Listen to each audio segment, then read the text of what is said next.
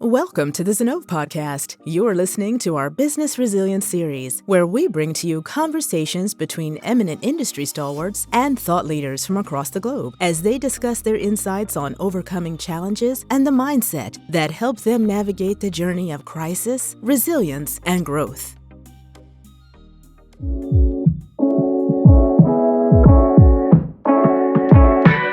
Hi, I'm Nitika Goel, CMO at Zenove, and welcome back to Woman in the Mirror, a Zenove podcast series. We're back with season 2. Last season, we had the privilege of speaking to 20 incredible women across industries, from healthcare and BFSI to software and retail. Every conversation brought something honest, powerful, and deeply personal to the table. If there was one big takeaway, it was this. Leadership isn't one size fits all. It's bold, it's messy, it's real, but it's always rooted in self-belief. This season, we're continuing that journey, and I couldn't think of a better way to kick things off than with someone who doesn't just think deeply, but makes you think deeply too. Our first guest is the inimitable Rama Bijapurkar, author, thought leader, and one of the most insightful voices on markets, strategy, and society. She's a brilliant conversationalist, and trust me, this episode is full of sharp insights, honest reflections, and plenty of moments that will make you pause and think. So grab your coffee and let's get started. Hello and welcome to another episode of Woman in the Mirror. I'm Nitika Goel, CMO at Zenove, and today we have an incredibly special guest here with us.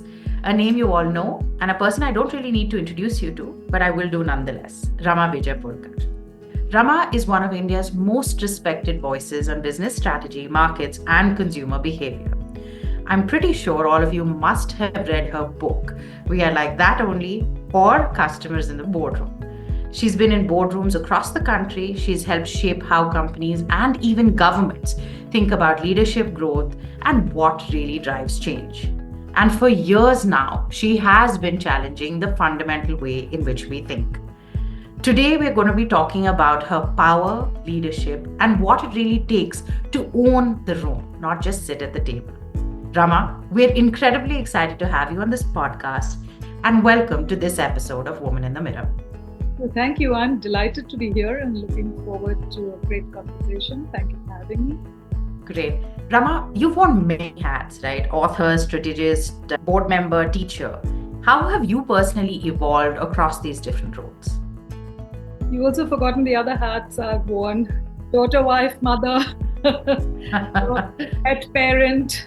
So how do you think your personal evolution has been across these different roles? When you've been around as long as I have, you forget where you started from. But I think that it's in every one of these roles, I think there is a reason why you get into it. There's something that drives you. So I started teaching at my alma mater, IIM Ahmedabad, because I actually wanted to teach executive education because it was a startup market research agency. And I just felt it was a good way to look for clients. But of course, and that's the second part of the evolution, that things happen that you don't plan. And so I was told that you got to teach the second year MBA kids at Ahmedabad, and then we will decide if you're good enough to teach exec ed. But then I found that I was having so much fun teaching in the PGP program that then that's how I evolved as a teacher. Similarly, I've cut my teeth as a market researcher. I have spent a lot of time in and around market research, which was in its infancy when I started in the country. So privileged to have been a part of the whole process of building that industry as it built itself, actually. But then along the way, I just felt that market researchers were not looking at business, those who had consumer understanding didn't have business understanding. Those who understood business didn't have consumer understanding. And so began my search for the holy grail of both high on business and high on customer understanding, which then took me towards a certain edge of market research, then into management consulting, where I worked briefly with McKinsey, and then on to my own practice because there was something I really wanted to do. So I think it's partly triggers and nudges of where you want to go, what you want to do, and partly what the environment makes you do. So evolution is not often planned. I think that's why it's called evolution. It just happens with serendipity. now that I live long enough, I tell everybody that just look at what it is that you want to do and push the envelope of that every time you get an opportunity, and things will happen. So I'm not from the destination school, but I'm from the navigational principle school. Got it. I love the way you talked about it, navigational principle school.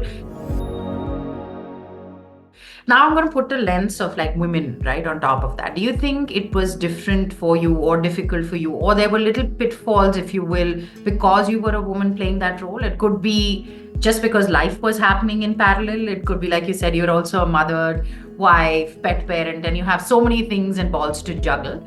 Is there a lens where if you had to say it was a little bit different because you were a woman, and how did you navigate through that? Because you're from a champion of the navigation school.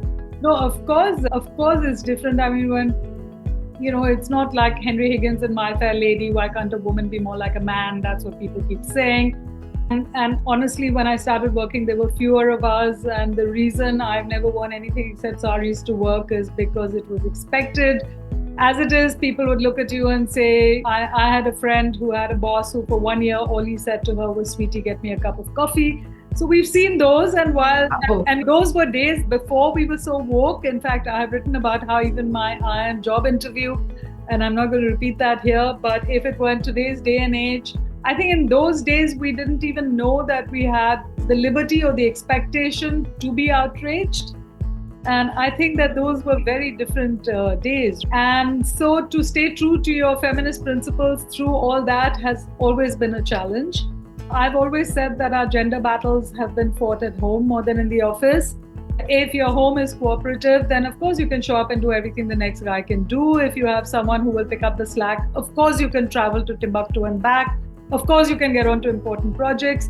I lived in a very small apartment because it was very close to all my various places of work, because I understand psychological distance. I spent more money flying my mother up and down in days before Indigo airfares, which meant I had hardly any residual savings. It meant taking 4:45 in the morning flights. So yeah, it did mean a lot of stuff that I don't think I would have had to do had I been a man.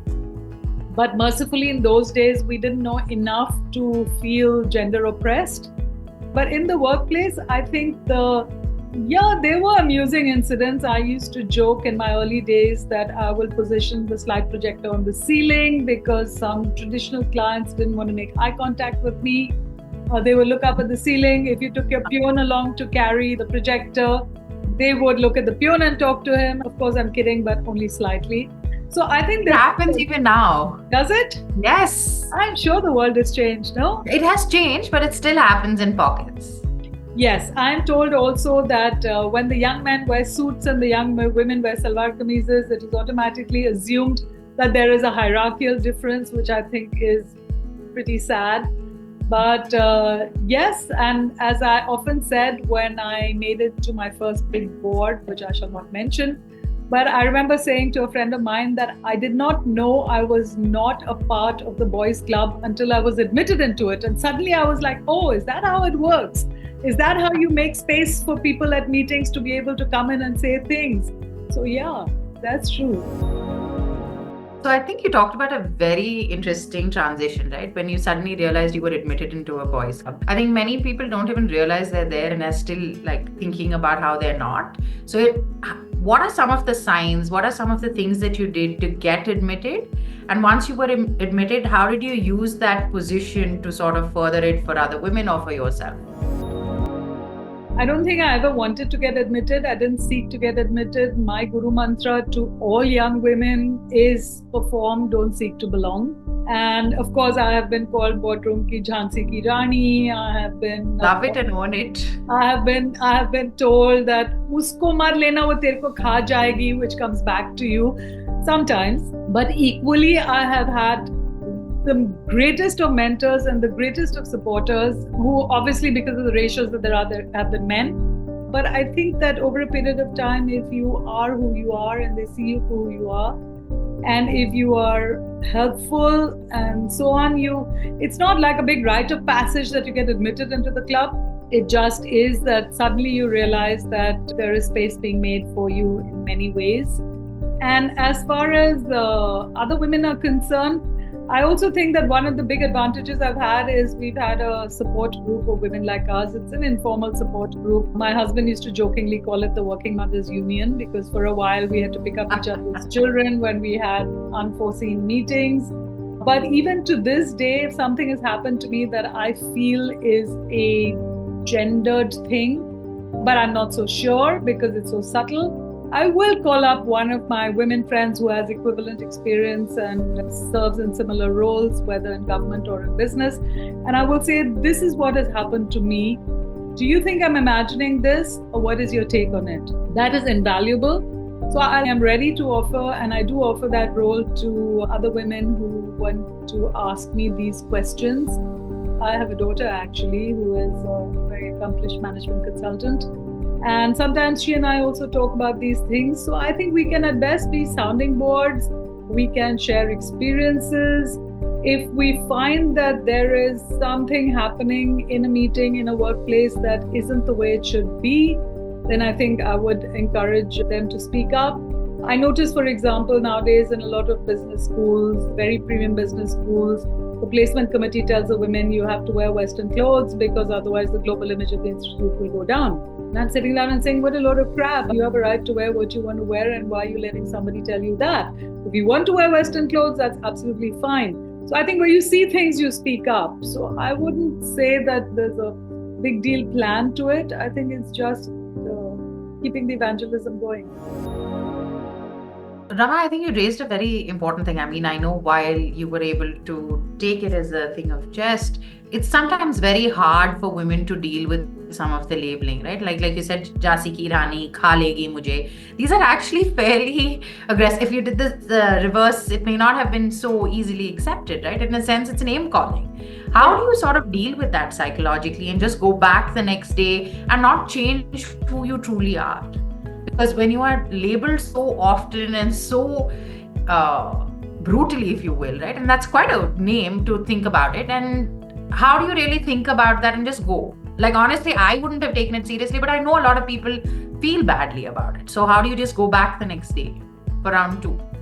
You have to have people you can talk to about it. I actually thought Jhansi ki Rani was a bit of a compliment, and I personally would look at it like that. I did, and also who says it, right? I think and how they say it, how and why they say it. How the "kha jayegi" comment I was a little upset about, but it never came to me directly. But I'll tell you another story that set this in place. Many years ago, I went in, without getting into detail, I went in as an insider-outsider to do an assignment in a large multinational.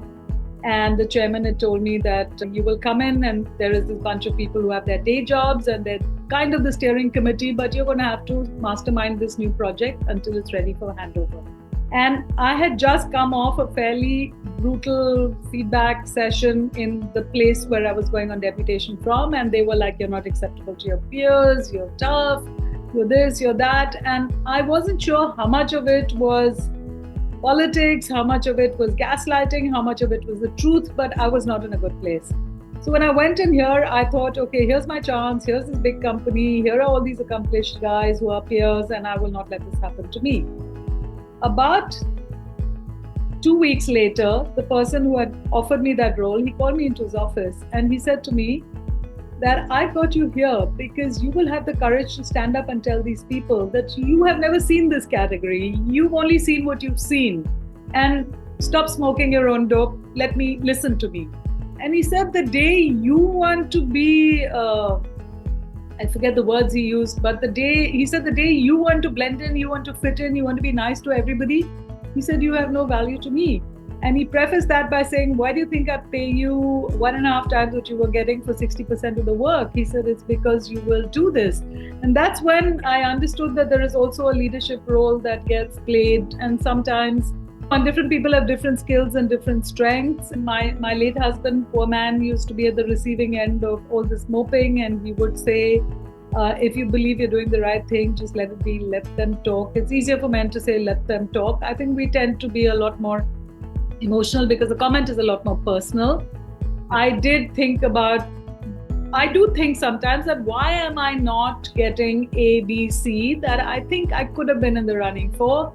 And I think the answer is that there are prices you pay for who you are. And you, as my husband used to tell me, you have choices. You can become what it takes for a certain group of people to want you.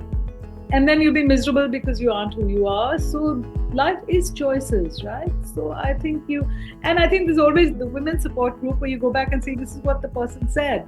It's not that they'll always say they're there, but I think you get a perspective that is different. Couldn't agree. If I may ask you, like, what does this women's support group consist of? One, they're obviously mothers with the same stage of life. I think everybody, when you talked about it, requires a women's support group. So if you had to say how you had to put together your own board, if you will, of these women's support group, what do you think would be the perfect ingredients to have? So I don't think they necessarily have to be mothers, it depends actually. So yeah, if you are in the stage of grihastha where you are balancing and you need help to balance, I think you need people who are dealing with children roughly the same age, because that's where the give and take also happens. So we're trading favors all the time, to tell you the truth. We're trading favors, we're trading carpool favors, I've had a very dear friend who called me once and said, I have this meeting with this really big shot name. And she said, the meeting will change and I have to pick up my son. And she said, will you do it for me? You don't have a meeting, you do it. Okay, when you have illness in the family, when you have stuff like that, you need people who will fill in for you. So I think it depends on your stage of life. You need that support group very much. Today, at my life stage, the support group that I have is a group of women. One retired as a very senior bureaucrat, another someone who's been in school, right? We've been friends for a long time, and she has been a global CEO as well as a local CEO.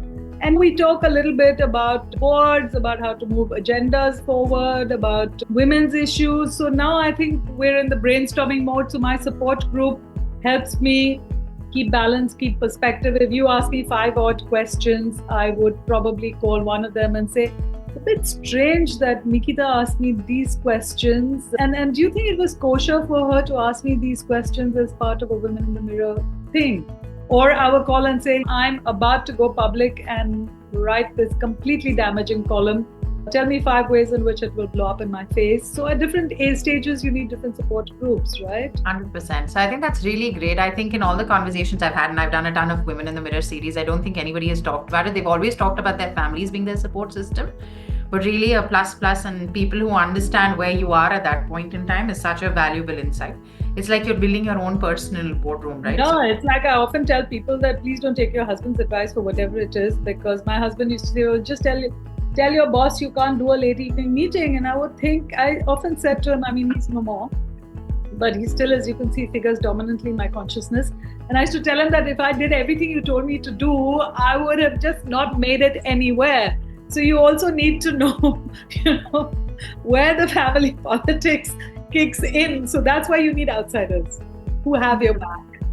No, I think that's a great way of looking at it. And I think a very good lesson for me as well. And I think I'm going to look at it very actively. The other thing that we talked about it is, I often, when I speak to women who are in leadership positions, they keep telling me that they need to work twice as hard to prove themselves. Now, do you think it's a fundamental mindset issue, or it is what it is? Like you said, some of us now, we have the privilege of understanding that we are being marginalized. So what is your take on that? Do you think it's a reality even today? What are some of your points of views on that? I think it is contextual. Like I often say that I think the good way to think about it is minority majority, that the majority community makes its rules for itself.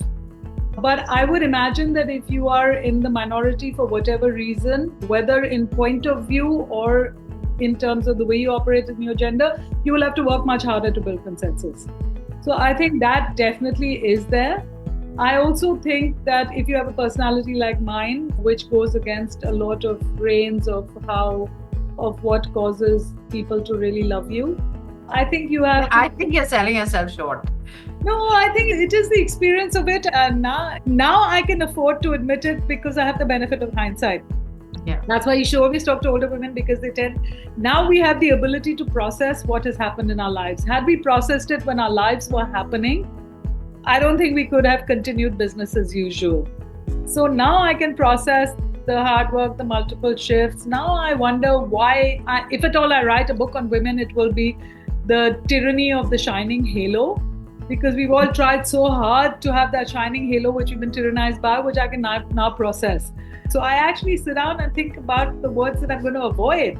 If it's a really critical thing, to this day, I'm writing it down to make sure that I am not saying something that I don't think is a really harsh word, but other people think is. I think you beautifully called it like majority minority, right? So you will always solve for the... Which takes the personalization out of it. It's not like they're doing it to screw you. They're doing it because that's what they know, literally. So they know. So they want to network. I mean, they will network in the way that they know how to network now. Like, for example, if I'm in meetings, the other day I was in a meeting and I saw a woman who's obviously a young mother. And by about 5:30, we were getting nowhere. And of course, the majority group said, let's just take a break for 2 hours and come back. And I saw the look on her face because clearly she had a schedule around the child. And I said to them that if you want a break because we're all hammered in our heads, I said, then let's start early tomorrow, but let's not come back after 2 hours because it was an offsite. You're just adding more pressure to the woman who's here. I didn't say to the woman who's here, I just said, let's not do it. Doesn't make sense to take a 2-hour break and come back because then she'd have had to stay the night. Yes. So, yeah, I think very interesting. I also hear that women often judge other women, right? And because there's a whole nurture competence framework, which I'm pretty sure you would have heard about it. Women are expected to be nurturers. So women they can't have it on both axes, right? So if a woman who's a nurturer, that's the research that Harvard came up with. So many times they believe that if women are not kind, or like you said, you were using certain words that are perceived differently. Do you find other women also misunderstanding where you're coming from? And does that impact you differently, or do you understand it for what it is, that their context? I don't think women come into meetings saying I'm a woman and we have to show solidarity, unless there are gender related issues or things like when you take a break or when you start. But like, for example, I know that some women say to me that they do not support reservations for women because it makes us less perceived to be less competent. Yes.